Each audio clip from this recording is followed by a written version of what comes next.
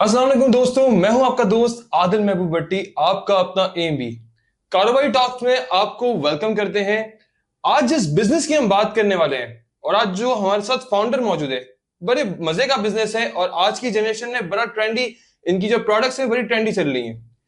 तो आज जो हमारे साथ मौजूद हैं CEO and founder of 1 degree centigrade soda shop, mister Mohsin Ali Shah साहब। कैसे हैं सर आप? वालेकुम सलाम। कैसे हैं आप? ठीक हैं। अल्हम्दुलिल्लाह। Thank you for having me.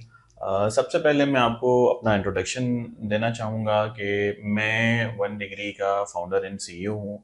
और बैकग्राउंड अगर देखें तो मैं बाय प्रोफेशन एक चार्टर्ड अकाउंटेंट हूँ। माशा और हम चार दोस्त हैं जिन्होंने ये बिज़नेस स्टार्ट किया बैक इन 2021। और हमारी जर्नी वहाँ से स्टार्ट हुई जब कोविड स्टार्ट था। और कोविड के बाद जो है हमने ड्यूरिंग द कोविड बेसिकली हम लोगों ने ये 1 डिग्री सेंटीग्रेड की जर्नी स्टार्ट की। सर, जिस तरह आपने बताया ड्यूरिंग द कोविड, तो कोविड के अंदर तो बिजनेसेस बंद हो रहे थे और आप एक ये न्यू ट्रेंडी बिजनेस के अंदर इन्वॉल्व हुए और वन ऑफ द पायनियर्स हैं आप इस बिजनेस के। सोडा शॉप जो ट्रेंड चल रहा है आजकल ऑल ओवर, तकरीबन 3 से 4 साल हो गए इसके अंदर। तो किस तरह क्या सोचा इस जब सब बंद हो रहा था उस टाइम में आपने स्टार्ट किया सर? बेसिकली कोविड भी देखा जाए तो किसी के लिए अपॉर्चुनिटी थी और किसी के लिए वो एक लॉस था। तो हमने उसको एज एन अपॉर्चुनिटी कंसिडर किया। और हमने सोचा कि क्यों ना जो है वो कुछ बिजनेस स्टार्ट किया जाए। और जब हमने बिजनेस स्टार्ट किया तो डेफिनेटली हम इतना श्योर नहीं थे कि हमारी प्रोडक्ट इतनी सक्सेसफुल होगी या लोग हमें पसंद करेंगे। बट व्हेन वी लॉन्च तो हमें बहुत ज़्यादा अच्छा रिस्पांस मिला पब्लिक की तरफ से, यूथ की तरफ से। बेसिकली जो हमारे कंज्यूमर हैं वो टीनेजर्स या यंग बॉयज़ हैं, स्कूल यूनिवर्सिटीज़ के लोग हैं। तो उन्होंने बड़ा अच्छा रिस्पांस दिया हमें और हमें ये फील नहीं हुआ कि हम कोविड में हैं, डिस्पाइट के बहुत सारी रिस्ट्रिक्शंस थी लॉकडाउन की। और रात को कभी 10 बजे शॉप क्लोज हो रही है, कभी 8 बजे क्लोज हो रही है। तो फिर भी हमने सरवाइव किया, हमने अपनी चीज़ें मेंटेन की। और चूंकि हमें रिस्पांस बहुत अच्छा था तो हमें हमें ऐसा फील नहीं हुआ कि हमने कोई गलत स्टेप लिया है। सर मुझे ये बताएं कि सोडा शॉप, सर बेसिकली हमने आज तक बचपन से जो हम हमारे बचपन में थी वो शरबत वाले अंकल आते थे। वो जी, गैस वाला शरबत होता था, वो हम उसको पेप्सी 7 अप समझ के पीते थे। बिल्कुल ऐसे ही। वही 4-5 फ्लेवर होते थे। वो जी, मुझे आज भी याद है, खड़ा मार्केट के एरिया में, मैं लियारी के एरिया में जी। मैं पीता था एक अंकल के पास से। उनके पास अलग अलग अलग फ्लेवर बना के देते थे। हम्म। तो सर ये क्या रेवोल्यूशन है, क्या डिफरेंस है उसमें और इसमें? देखें, बहुत ज़्यादा फ़र्क नहीं है। कहें कहें कि इंग्रेडिएंट्स हैं या फ्लेवर्स का फ़र्क है थोड़ा सा। और दूसरा जो मेन इसमें फ़र्क है वो अब हम लोग मशीनरी और इक्विपमेंट पे आ गए हैं। पहले जो यूज़ होता था वो जो सोडल टग करके खुलती थी, सोडा की बोतल है बेसिकली वो। और उसको वो फ्लेवर में मिक्स करते थे और वो सोडा बन जाता था उसका। तो अब सारी चीज़ें सोडा, वाटर और फ्लेवर एक मशीन के थ्रू प्रोसेस होके हमारे पास एक ग्लास में डिस्पोज होती हैं। तो उसका फ़ायदा ये होता है कि हमारी कंसिस्टेंसी रहती है कि फ्लेवर जो भी ग्लास बनेगा वो सेम प्रोपोर्शन में बनेगा, उसकी कंसिस्टेंसी फ्लेवर की सेम रहेगी। पर जो ट्रेडिशनली था, आज भी बहुत सारे लोग बहुत शौक से पीते हैं वो। कभी कभी हम लोग भी वो ट्राई करने जाते हैं सदर में या खारा दर मीठा दर में। तो वो ट्रेंड तो हमेशा रहेगा, मैं समझता हाँ। हूँ। बहरहाल ये जो है ये थोड़ा रेवोल्यूशन इसलिए है कि इसमें मशीनरी और इक्विपमेंट इन्वॉल्व है आपके। अगर आप हमारे आउटलेट्स पे आएँ तो देखें तो इसमें नो ह्यूमन टच है। ऐसा कह सकते हैं आप हम्म। कि आपका जो फ्लेवर है वो डायरेक्टली मशीन से डिस्पोज होके और आपके कप में जाता है और आप उसको कंज्यूम करते हैं। तो थोड़ा सा फ़र्क है, हाइजीनिक का फ़र्क है और कुछ चीज़ें सफाई सुथराई का फ़र्क है। क्वालिटी का बेसिकली सबसे ज़्यादा इसमें फ़र्क है। जैसे हम लोग जितना भी जो है वाटर या आइस भी यूज़ कर रहे हैं तो वो सारा मिनरल वाटर से प्रोसेस हुआ हुआ होता है। तो इस वजह से मैं समझता हूँ कि ये ट्रेंड में है कि ये हाइजीनिक समझते हैं लोग। और इसमें फ्लेवर्स जो की जो कंसिस्टेंसी है वो सेम रहती है। तो जिसको भी फ्लेवर जो पीना होता है वो बोलता है मुझे लास्ट वाला जो मैंने फ्लेवर पिया था लास्ट टाइम मुझे वही चाहिए। तो वो फिर उनको मिलता है हमारे पास। जबरदस्त। सर मुझे ये बताएं कि स्टार्ट जो जर्नी है आपकी, सीए तक की जो जर्नी चले, आपने एफर्ट्स होंगी एजुकेशन और ये सब, बट सीए से इस बिजनेस में आना, ये क्या कैसे स्विच हुआ? मैंने बेसिकली अपनी आर्टिकल्स कंप्लीट किए हैं बिग फोर से। मैंने यहाँ पे भी काम किया, मिडिल ईस्ट में भी काम किया, तो 4-5 साल की वो मेरा प्रोफेशनल एक्सपीरियंस भी है।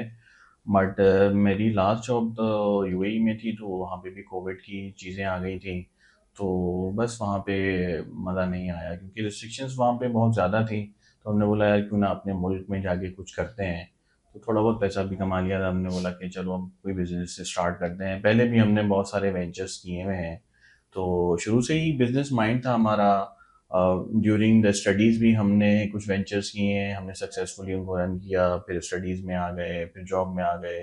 तो फाइनली हमने डिसाइड किया कि एक प्रॉपर वेंचर करते हैं, और जिसको हम इंशाल्लाह सक्सेसफुल हमने बनाया है आप लोगों की मदद से। माशाल्लाह सर, बहुत सक्सेसफुल बनाया है। आज आई थिंक सर 6 ब्रांचेस हैं आपकी। जी, हमारी कराची में 6 कराची ब्रांचेज में हैं। 6 ब्रांचेस हैं। और सर ये बताएं कि आउट ऑफ कराची जाने का क्या प्लान है? हम कोशिश कर रहे हैं कि हम एक्सपेंड करें, और इंशाल्लाह हमारा नेक्स्ट सीज़न में पंजाब को टारगेट करने का इरादा है, क्योंकि ये प्रोडक्ट है ही गर्मी की, और आपको पता है सिंध और पंजाब में बहुत ज़्यादा गर्मी पड़ती हम्म। है। तो डेफिनेटली हम इंशाल्लाह एक्सपेंड करेंगे, और पंजाब और बाकी सिटीज़ में भी हम इसको लॉन्च करेंगे इंशाल्लाह। सर जिस तरह आपने बताया कि पैसा वैसा कमा लिया था, इसका मतलब आपने इन्वेस्टमेंट सारी जो लगी है आपकी अपनी लगी होगी। और आपके बेसिकली हम 4 पार्टनर हैं इस हम्म। पूरे वेंचर में, तो अच्छा अच्छा। ऑब्वियसली उसमें सारी इक्वल इन्वेस्टमेंट है हम लोगों की। जबरदस्त। तो हम अच्छा। वर्किंग पार्टनर भी हैं और कैपिटल पार्टनर्स भी हैं, तो हम लोग सारे मिलके इस चीज़ को देख रहे होते हैं। आप सारे वर्किंग पार्टनर्स हैं, इसका मतलब कोई भी सब प्रोसेस में कम्प्लीटली इन है, इनिशियल से अब बिल्कुल तक। बिल्कुल बिल्कुल, सारे हम लोग वर्किंग पार्टनर भी हैं, तो उन सारी एक्टिविटीज़ में इन्वॉल्व हैं। कोई मार्केटिंग देखता है, कोई ऑपरेशंस देखता है, और कोई लॉजिस्टिक्स देख रहा होता है, कोई सीरप की प्रोसेसिंग देख रहा होता है, और उसकी क्वालिटी को मेंटेन कर रहा होता है। तो हम सब लोगों का कोई ना कोई एक पार्ट है डेफिनेटली। सर 4 दोस्तों वाले जो बिजनेस होते हैं अक्सर सक्सेसफुल हो जाते हैं, बट ज्यादातर ये होता है कि उनमें से कुछ ना कभी मामला आते हैं, और एक टाइम पे आके वो बिजनेस हम्म। खराब हो जाते हैं। तो सर इस चैलेंज को किस तरह मतलब मेंटेन करके चल रहे हैं अब तक? मैं समझता हूँ कि हम जो दोस्त हैं आपस में अभी, वो हम प्रॉफिट लॉस की सिचुएशन से बाहर आ गए हैं, तो हमें फ़र्क नहीं पड़ता कि किसी को नुकसान हो रहा है या मेरी तरफ से, या किसी को नफ़ा हो रहा है। तो वो हम इंडिफरेंट होते हैं, क्योंकि हमारी दोस्ती समझे कि 15-20 साल पुरानी है सारी दोस्तों की। तो अब हम उस चीज़ को, हमारे लिए इतने मायने नहीं रखती। बट अच्छा। डेफिनेटली पार्टनरशिप बिजनेस जो है वो बहुत रिस्की बिजनेस है। और इसमें आप हमेशा देखेंगे कि पार्टनरशिप डिस्प्यूट्स होते हैं। तो अगर कोई ऑन देयर ऑन कर सकता है तो वो बहुत अच्छा है, बट इसका फ़ायदा ये है कि आपका रिस्क डिवाइड हो जाता है। अगर आप कोई नया बिजनेस करते हैं तो आप सर्टेन नहीं होते कि क्या ये प्रॉफिट में जाएगा या लॉस में जाएगा। तो डेफिनेटली पार्टनरशिप में फिर लॉस डिवाइड हो जाता है, तो वो अगर नहीं भी चल पाता फॉर एनी रीजंस, तो वो रिस्क आपका 50% या उससे मिनिमम हो जाता है। और अगर आप इंडिविजुअली इन्वेस्टमेंट करते हैं तो फिर 100% रिस्क और रिवॉर्ड्स आपके हैं। सर आपकी 6 ब्रांचेस हैं, जी। तो सारी अपनी ब्रांचेस हैं या फिर इसमें से कोई फ्रेंचाइज भी हैं? उसमें हमारी 2 फ्रेंचाइज़ीज़ हैं, बाकी सारी हमारी अपनी ओन है। और अब फ्रेंचाइज पे जा रहे हैं और ज्यादा, या फिर नहीं? कोशिश करते हैं हम कि जाएँ, पर कुछ अच्छे लोग मिल जाते हैं जिनका कारोबारी दिमाग होता है, तो हम डेफ़िनेटली उनको देते हैं फ्रेंचाइज़। बट नॉर्मली बहुत सारे लोग इस चीज़ को कंसिडर नहीं करते, तो वो डेफ़िनेटली एक चीज़ जो है, हम कोई बहुत बड़ा ब्रांड भी नहीं है कि हम बोलेंगे हमारे नाम पे कोई फ़र्क नहीं पड़ेगा, बट डेफ़िनेटली फ़र्क पड़ता है। क्योंकि छोटे बिज़नेसेस ज़्यादा रिस्की होते हैं, बड़े बिज़नेसेस शायद इतने रिस्की नहीं होते, मैं समझता हूँ। तो देते हैं फ्रेंचाइज़ पर लिमिटेड। अगर कोई फ्रेंचाइज आपकी परचेज करना चाहे तो कर सकते मतलब? कंसिडर करेंगे कंसिडर। डेफ़िनेटली, जो भी प्रपोज़ल होगा हम उनसे शेयर करेंगे, और हमें बिज़नेस डीलिंग्स अच्छी लगी तो हम डेफ़िनेटली करेंगे, but limited again. Limited again, ठीक है। और सर मुझे ये बताएं, अब ये थोड़ा सा पर्सनल इस सवाल इसलिए है क्योंकि जो कोई भी इस बिजनेस में इन्वॉल्व होना चाहता है, तो उसको इनिशियल बताओ कि इतनी इन्वेस्टमेंट हमने लगनी है। तो सर इनिशियल इन्वेस्टमेंट कितनी लगी थी सर? देखिए, उस टाइम तो सिचुएशन डिफरेंट थी। 2021 में बहुत सारी चीज़ों पे इम्पैक्ट नहीं था, डॉलर, पेट्रोल, ये सारी चीज़ों का भी उस टाइम इम्पैक्ट नहीं था, तो उस टाइम इन्वेस्टमेंट कम थी। कम भी इन द सेंस कहें कि आप, इतनी भी कम नहीं थी कि हर कोई कर ले, बट आज के टाइम में अगर हम एक नॉर्मल सेटअप की बात करें, बहुत अच्छा वेल डेकोरेटेड आपने फ्रेंचाइज नहीं बनानी, तो आप इसको 20-25 लाख से भी स्टार्ट कर सकते हैं। अगर आप समझते हैं कि आपने रिस्क लेना है तो आप इतने से रिस्क लें, कम से रिस्क लें। अगर आप उसको सक्सेसफुल बना जाते हैं तो डेफिनेटली आप उसको एक्सपेंड करें। तो डूएबल है, बट ये सीजनल काम है, इसमें आपका 12 महीने काम नहीं चलता। तो ये समर्स की प्रोडक्ट्स हैं ज़्यादातर, मेनली विंटर्स में हम लोग कॉफ़ी वगैरह भी लॉन्च करते हैं, बट अगेन वो हमारी प्राइमरी या मेन प्रोडक्ट नहीं है, तो उससे हमारा इतना रेवेन्यू जनरेशन नहीं होता। तो जो भी इस बिज़नेस में आना चाहता है तो वो ये ज़रूर कंसिडर करे कि ये सीजनल बिज़नेस है और ये आपको 12 महीने शायद मुनाफा ना दे। तो ये एक मेजर पॉइंट है, क्योंकि सबको लग रहा होता है कि बहुत अच्छा चल रहा है, बट बैकएंड पे चीजें जो होती हैं आपको मैनेज करके चलनी होती हैं। बिल्कुल। वो कहते हैं कि कब्र का हाल तो मुर्दा जानता है। तो ये वो वाली बात होती है कि फ्रंट पे बहुत सारी चीज़ें हमें फैसिनेट करती हैं कि शायद बहुत अच्छी हैं, बहुत कमा रहे हैं, पर कभी कभी ऐसा होता है कि शायद वो इतना नहीं भी अर्न कर रहा होता, क्योंकि अगेन जो कॉस्टिंग है, इनिशियल कॉस्टिंग और आज की हमारी कॉस्टिंग में बहुत बड़ा फ़र्क आ गया है। जो हमने डे वन पे कॉस्टिंग की थी और आज अगर हम 4 साल बाद देखते हैं उस कॉस्टिंग पे, तो उसमें मेजर डिफरेंस है। क्योंकि उसकी इम्पैक्ट अगेन हमारी जो बिजली के बिल हैं उसका भी इम्पैक्ट है, जो हमारी लेबर की वेजेस हैं उसका भी इम्पैक्ट है, और आपकी फ्यूल प्राइसेस, ओवरऑल जो आपकी इन्फ्लेशन है उसका डेफिनेटली इम्पैक्ट है हमारे बिजनेस पे, क्योंकि यहाँ पे जो चीज़ बढ़ जाती है फिर उसकी कीमत कम नहीं होती। तो ये बस वैसा ही है।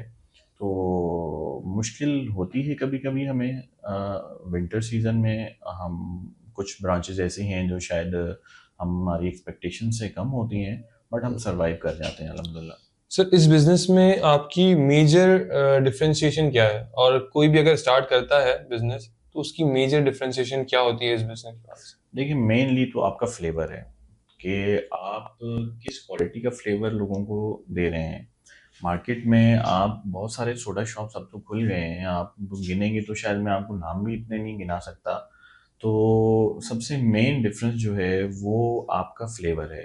और दूसरा ये कि लोग देखते हैं कि आपकी चीज़ कितनी साफ़ सुथरी है, क्योंकि इस वक्त हर बंदा हाइजीनिक पे जाता है और बोलता है कि मैं जो है वो एक भले 2 पैसे ज़्यादा दूं पर अच्छी चीज़ कंज्यूम करूं। पर हमारी प्रोडक्ट वैसे ही पॉकेट फ्रेंडली है, 100-150 रुपए की प्रोडक्ट है, तो हर बंदा छोटा बड़ा उसको कंज्यूम कर लेता है। तो डिफरेंस अगेन मैं यही कहूँगा कि आपका फ्लेवर है, कि आप क्या फ्लेवर्स आप लोगों को दे रहे हैं कंज्यूम करने के लिए। हमारे पास कुछ ऐसे फ्लेवर्स हैं जो रियल फ्लेवर्स हैं और रियल पल्प से बनते हैं। तो उसमें जो है आप अगर हमारे शॉप पे आएँ, ट्राई करें, तो हमारे ये समझे कि ट्रेडिशनल फ्लेवर्स हैं, जिसमें आपका जिंजर हो गया, इमली आलू बुखारा हो गया और मिंट लेमनेड हो गया। ये हमारे रियल फ्लेवर्स हैं, रियल पल्प से बनते हैं। तो अगर किसी को वो भी एक फैक्टर है कि हम इस तरह की चीज़ पिएँ जो रियल पल्प से हो, तो वो हम लोग देते हैं। सर, इसके अंदर इंग्रेडिएंट्स जिस तरह आपने बताया है, फ्लेवर्स हो गए, उसके अलावा मशीन्स जो होती हैं, हम्म। सर उसकी क्या डिफरेंशिएशन, या अगर कोई बड़ी मशीन लगा रहा है उसका कोई डिफरेंट होगा, रिजल्ट डिफरेंट देती है, या फिर कॉस्टिंग तो बेसिकली डिफरेंट होती है, बट मशीन्स का क्या डिफरेंस है यहाँ पर? देखिए, ऑब्वियसली यहाँ पे मशीनरी जो है हमें इंपोर्ट करनी पड़ती है, क्योंकि हम जो लोकल मशीन्स हैं वो यहाँ पे नहीं बनती। वो क्या होता है, कुछ लोग पार्ट्स इंपोर्ट करते हैं फिर उसको असेंबल करके बेचते हैं, पर वो उसमें एक प्रिसीजन लेवल नहीं आता। तो नॉर्मली जो ओवरऑल सोडा शॉप्स पे चलती हैं इक्विपमेंट या मशीनरी, वो चाइना से इम्पोर्ट हुई होती हैं। और कुछ सोडा शॉप्स ऐसी भी हैं जो बहुत अच्छी मशीनरी यूज़ करते हैं। अगेन उसमें फिर आपकी क्वालिटी बेहतर हो जाती है, इसमें कोई शक नहीं है, क्योंकि हम्म। जितना अच्छा इक्विपमेंट आप मशीनरी यूज़ करते हैं तो उसका प्रिसिशन लेवल बहुत अच्छा होता है, कि जो उसका सोडा और फ्लेवर का मिक्स है वो बहुत अच्छा बन जाता है। पर वो चलाने आनी चाहिए। आप हल्की मशीन से भी बहुत अच्छा काम ले सकते हो अगर आपको चीज़ें आती हैं तो मैं नहीं समझता कि कोई बहुत ज़्यादा फ़र्क पड़ जाता है। हाँ, आप नॉर्मल अगर किसी ने बिज़नेस स्टार्ट करना है, नॉर्मल इन्वेस्टमेंट है, तो आप नॉर्मल चाइना के इक्विपमेंट से भी उसको स्टार्ट कर सकते हैं, कोई इशू नहीं है। तो सर, ये जो मशीनरी है उसकी कॉस्ट क्या आती है इसकी? इस वक्त तो मोर देन अ मिलियन है मोर एक देन एक मशीन की कॉस्ट। एक मशीन का? बट वो सिर्फ एक मशीन नहीं लगती, उसके पीछे और भी बहुत सारे इक्विपमेंट लगते हैं। चिलर लगता है जो ठंडा पानी आपको देता है, एक्स्ट्रा स्टोरेज होती है CO2 के, आपके सिलेंडर्स होते हैं, कुछ मोटर्स होती हैं। तो वो सिर्फ लोगों को तो एक मशीन डिस्प्ले पे दिख रही होती है, बट उसके पीछे बहुत सारी और भी चीज़ें हैं, तो वो भी कंसिडरेशन में लेके आनी पड़ती है ना। तो मैं अगेन आपको यही बोलूँगा कि आप 2 से 3 मिलियन में इसको स्टार्ट कर सकते हैं अगर कोई करना चाहता है तो, ओवरऑल डेकोरेशन के साथ सारी चीज़ों को मिला के। मोहसिन साहब, मुझे ये बताएं कि इस बिजनेस को स्टार्ट करने के लिए ये कॉस्टिंग मशीनरी तो ठीक है, बट एट द एंड ये कंज्यूमर प्रोडक्ट है, तो सर इसके लिए कुछ सर्टिफिकेशन और गवर्नमेंट अप्रूवल्स होते हैं? बिल्कुल होते हैं, रूल्स एंड रेगुलेशंस हैं। हमारी सिंध फूड अथॉरिटी है जो इसको रेगुलेट करती है। जितने भी आपके रेस्टोरेंट्स हो गए या सोडा शॉप्स हो गए, तो वो सिंध फूड अथॉरिटी उसको रेगुलेट करती है। उनके कुछ SOPs हैं, वो हमें हमारी हर ब्रांच पे फॉलो करने पड़ते हैं। फिर वो एक सर्टिफिकेट इशू करते हैं कि आप लोग काम कर सकते हैं उसको। उसके अलावा भी कुछ हमें बहुत सारी सर्टिफिकेशन लेनी पड़ती हैं, जैसे ट्रेड लाइसेंस आ जाता है, वो लेनी पड़ती हैं। और भी बहुत सारी किस्म के टैक्सेस होते हैं। अगर आप बिजनेस स्टार्ट करते हैं तो प्रोफेशनल टैक्स भी देना पड़ता है आपको, इनकम टैक्स तो डेफिनेटली देना पड़ता है, और सेल्स टैक्स भी देना पड़ता है आपको।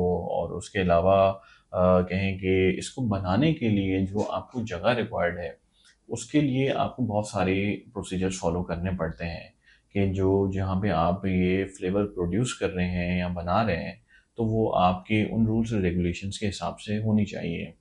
तो वो उसको मेंटेन करना बहुत ज़्यादा ज़रूरी है। अगर आप वो लोग नहीं करते तो अगेन हम अपने प्रोडक्ट पे कॉम्प्रोमाइज़ करना शुरू कर देते हैं। यानी जो लोग इंग्रेडिएंट्स खुद बना रहे हैं, हम्म, मैन्युफैक्चर कर रहे हैं, हम्म। यानी आप जिस तरह कर रहे हैं, अदरवाइज अगर कोई इनिशियल स्टार्ट कर रहा है वो तो आई थिंक अगर किसी से कहीं रेडी इसके मिलते हैं इंग्रेडिएंट्स या सारे? कहीं मिलते भी होंगे, बट हम लोग भी प्रोवाइड करते हैं। अगर कोई मैं डिस्क्लोज नहीं करूँगा कि हम किस किस को देते हैं यहाँ कराची में, तो हम लोग प्रोवाइड करते हैं। हम्म। सिरप्स भी प्रोवाइड करते हैं जो आप रेडी टू डिस्पोज होता है, और आप उसको अपने इक्विपमेंट में कनेक्ट करें और आप उसको डिस्पेंस करें। तो तो स्टार्ट सर आपको आपने भी इसी से किया था, अपना ही मैन्युफैक्चर करके किया था या फिर आपने भी किसी आउटसोर्स किया था नहीं, स्टार्ट? हम लोगों का अपना प्रोडक्शन हाउस है, तो हम सारी चीज़ें अपनी खुद प्रोड्यूस करते हैं। जबरदस्त। क्योंकि हम एक माइंडसेट से आए थे कि हमने इसको एक्सपेंड करना है इन टर्म्स ऑफ फ्रेंचाइजेज। तो हमने डेफिनेटली बैकएंड पे सारी चीज़ें कंप्लीट करके आए थे कि हमने फिर उसके लिए एक अलग से जगह पे कारखाना बनाया, उसको प्रोड्यूस किया, फ्लेवर और वो सारी चीज़ें। तो वो सारी चीज़ें हमारी इन हाउस हैं। सर इसको यूनिकॉर्न बिजनेस कब बना रहे, यूनिकॉर्न कब बना रहे Pakistan? I don't think so. तो बस एक बिजनेस बहुत अच्छा है, और पर अगेन सीजनल बिजनेस है। हाँ, इसमें ग्रोथ शायद आपको बहुत ज़्यादा नज़र ना आए आज के टाइम में। हो सकता है आप आज से 4-5 साल पहले स्टार्ट करते तो आपको अच्छी ग्रोथ मिलती, पर अभी इस वक्त आप अगर फॉर एग्जांपल एक 1 डिग्री की ब्रांच की मैं बात करता हूँ, कि कोई हमसे बोलता है कि 1 डिग्री की ब्रांच हमें दे दें, तो उसमें 7 से 8 मिलियन की कॉस्टिंग है। तो वो फिर हर बंदा आज के टाइम में अफोर्ड नहीं कर सकता। तो वो यानी रनिंग कॉस्ट पर मंथ कह रहे हैं आप? नहीं, एक ओवरऑल सेटअप कॉस्ट की बात कर और रहा हूँ सेटअप मैं। Cost, okay. तो बजाय इसके, अगर आपने काम में इंटरेस्टेड हैं और करना चाहते हैं, तो बजाय इसके कि किसी की फ्रेंचाइज लें, आप बेशक हमसे सिरप ले सकते हैं, फ्लेवर ले सकते हैं हमारा, और आप एक अपना नॉर्मल सेटअप लगा सकते हैं जिसमें आप एक मशीन से स्टार्ट करें और अपना स्टाफ के साथ उसको मैनेज करें। तो वो भी एक पॉसिबिलिटी है बिजनेस स्टार्ट करने की, बजाय इसके कि आप कोई बोले फ्रेंचाइज पे जाऊँ मैं। तो डेफिनेटली फ्रेंचाइज के बहुत सारे फ़ायदे हैं, नुकसानात भी हैं। तो फ़ायदा आपको ये मिलता है कि एक ब्रांड ने हमें आपकी सेल अच्छी मिल जाती है आपको मंथली, बजाय इसके कि आप अपना स्टार्ट करते हैं तो उसमें आपको मेहनत थोड़ी ज़्यादा करनी पड़ती है। तो अगर आप विलिंग हैं मेहनत करने के लिए, तो डेफिनेटली आप अपनी कोई ब्रांड बना सकते हैं और उसको भी ग्रो कर सकते हैं। तो दोनों चीज़ें हो सकती हैं। बट जब आप स्टार्ट किया था आपने सर, तो कंपटीशन आई थिंक कम था? उस टाइम कम था कंपटीशन। उस टाइम हमारे कंपटीशन में 1 या 2 लोग थे। बट आज की अगर हम बात करें तो आप जिस रोड पे जाएं वहाँ पे आपको कोई ना कोई सोडा शॉप मिलेगी। ऐसा ही है। तो आज के टाइम में कंपटीशन बहुत बढ़ गया है। आप मार्केट में compete करना बहुत मुश्किल हो गया है। बजाय इसके कि आप 4-5 साल पहले स्टार्ट करते और आज करें, बहुत बड़ा डिफरेंस है कंपटीशन का। तो सर्वाइवल थोड़ा मुश्किल हो गया है। पहले ऐसा होता था कि फॉर एग्जांपल हमारे पास मलीर से भी लोग आ रहे हैं, हम्म। हमारे पास जो है वो नाजमाबाद से भी लोग आ रहे हैं, खारदर से भी लोग आ रहे हैं। बट अब उनको वेसिनिटी में इतने ऑप्शन मिल गए हैं कि उसको ज़रूरत नहीं है कि इतनी महंगाई के दौर में 200 रुपये का पेट्रोल खर्च करके और और 120 100 रुपये की हाँ, ड्रिंक पीने आए। 100 रुपए की तो ड्रिंक। वो उसके लिए भी एक फिजिबिलिटी नहीं है। तो पहले लोग आते थे, मैनेज हो जाता था, बट अब थोड़ा सा कंपटीशन की वजह से चीज़ें मुश्किल है। सर डिफरेंशिएशन और कंपटीशन, इसको मेंटेन करने के लिए और इसको बेहतर तरीके से ओवरकम करने के लिए क्या फंडा है, क्या आप एडवाइस करते हैं यंगस्टर्स को किसी भी बिजनेस में और इस बिजनेस में भी? देखिए, कोई भी बिजनेस आप उठाएं, जब तक आपको उस बिजनेस की एक्सपर्टीज नहीं है तो आप शायद उसको बहुत अच्छी तरीके से रन नहीं कर सकते।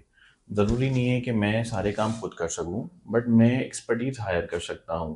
स्टार्टअप में सबसे बड़ा इशू यही होता है कि हम कोशिश करते हैं कि हम लो बजट एम्प्लॉय हायर करें और फिर जो लो बजट होगा वो आपको लो बजट काम करके हम्म। देगा। But if you are hiring a good quality resource तो आपको क्वालिटी काम भी करके देगा और आपकी बिजनेस ग्रोथ के लिए भी वो सबसे बड़ा बेनिफिशियल साबित होगा। तो मैं समझता हूँ कि आपकी जो रिसोर्सेज हैं, जो मैनेजमेंट है, वो अच्छी होनी चाहिए जो आपके बिजनेस को रन करे। मैं अकाउंटिंग की फील्ड में थोड़ी बहुत महारत रखता हूँ, तो मैं अपना काम देख सकता हूँ, पर मुझे मार्केटिंग नहीं पता। मैं मार्केटिंग नहीं देख सकता क्योंकि हम्म। मेरी फील्ड नहीं है। पर हमारे पास स्टार्टअप्स में सबसे बड़ा मसला ये आता है कि वो फाइनेंसिस भी खुद देख रहे होते हैं, मार्केटिंग भी खुद देख रहे हैं, डिज़ाइनिंग भी देख रहे हैं, सेल्स भी देख रहे हैं, और उसके अलावा जो भी सारे काम हैं तो वो 2 या 3 लोग मिलके सारे काम कर रहे होते हैं। मैं समझता हूँ कि ये हमारे लिए एक बहुत बड़ा फेलियर बनता है। मैंने देखा है बहुत सारे लोगों को जो सिंगल ओन कंपनी है, और बहुत सारे ऐसे भी हैं जो सिंगल ओन और अकेले लोग काम कर रहे हैं और बहुत अच्छा काम कर रहे हैं, और उनको किसी बंदे की रिसोर्स की ज़रूरत भी नहीं पड़ी, बट वो बहुत कम लोग हैं, हम्म। उनका रेशियो बहुत कम है। तो मैं समझता हूँ अच्छी रिसोर्स अगर आपके पास है तो कोई भी स्टार्टअप कामयाब हो सकता है। यानी आपका ये कहने का मतलब है कि मेजर जो स्टार्टअप को कामयाब करने के लिए चीज़ है वो टीम है। टीम है, टीम है। डेफिनेटली। आपके पास टीम अच्छी है, डेफिनेटली आप सक्सेसफुल हो जाओगे। शार्क टैंक पाकिस्तान चल रहा है, शायद जी देखा होगा आपने, जी फॉलो जी, किया मैंने होगा। देखा है। तो सर क्या प्लान किया था कि कुछ जाएं और पिच करें हैं हम भी इन्वेस्टमेंट, हम भी जिस तरह अभी रिसेंट सबसे बड़ी पिच हुई है, सबसे बड़ी डील हुई है 150 करोड़ की जी पाकिस्तान। जी। तो $5 मिलियन बनते हैं ऑलमोस्ट। हम्म। सर कोई प्लान था कुछ बड़ी डील हम भी लेके आ जाएं?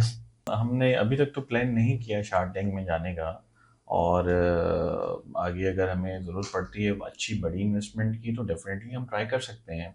बट अभी क्योंकि हमारा फोकस सिर्फ विद इन सिटी हम है, नेक्स्ट सीजन्स में जैसे हमारा प्लान है कि हम आउट ऑफ सिटी भी एक्सपेंड करें और पूरे पाकिस्तान में एक्सपेंड करें, तो अगर ज़रूरत पड़ी तो डेफिनेटली हम हम्म। उसको चूज़ करेंगे, क्योंकि इट्स अ गुड अपॉर्चुनिटी कि अगर आपके पास, क्योंकि आप देखिए ना वहाँ से आपको एक्सपर्टीज़ भी मिलती हैं, हम्म। आपको पैसे भी तो मिलते हैं, बट जो मेन चीज़ है कि आपको एक्सपर्टीज़ मिलती हैं। जो सक्सेसफुल बिजनेस ऑनर्स हैं, आपको उनकी एडवाइसेस मिलती हैं और अब वो आपकी टीम का पार्ट है।